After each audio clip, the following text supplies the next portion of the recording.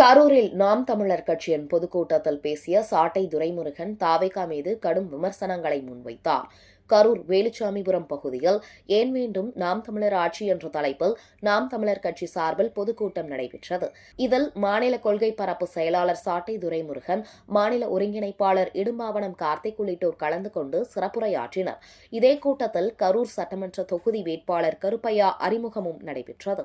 கூட்டத்தில் பேசிய சாட்டை துரைமுருகன், கடந்த ஆண்டு தாவேகா கூட்டத்தில் நடந்த கூட்ட நெரிசல் சம்பவம் தொடர்பாக விஜயை கைது செய்யாத காவல்துறையை கண்டித்தார். மேலும் தாவேகாவை விமர்சித்தால் திமுக பணம் தருகிறது என்ற குற்றச்சாட்டை கேள்வி எழுப்பி மறுத்தார். திமுக ஆட்சியில் மணல், கல்குவாரிகள் மூலம் அதிக அளவில் கொள்ளை நடைபெறுவதாகவும் தேர்தல் நிதிக்காக பணம் வசூல் செய்யப்படுவதாகவும் குற்றம் சாட்டினார். வெண்ணமலை கோவில் இடப்பிரச்சினை குறித்தும் அவர் கடுமையாக விமர்சனம் செய்தார். வீட்டுக்கு ஒரு விஜய் ஓகேங்க. யாரு விஜய்? யாரு சொல்லு. விஜய் சொல்லு.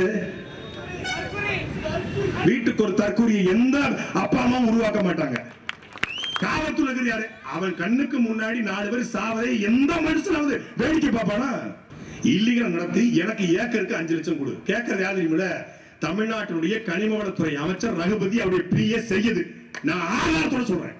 அவர் பிஏ செய்யுது, ரகுபதி அமைச்சருடைய பிஏ செய்யுது.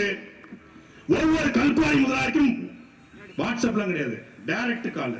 ரெக்கார்ட் இருக்கு, ரெக்கார்டு வச்சிருக்கேன். சும்மா நான் ஒண்ணு இந்த விசில் அடிச்சா முடிஞ்சு கிடையாது. சீமான் தம்பி ஆதாரத்தோட பேசுவேன்.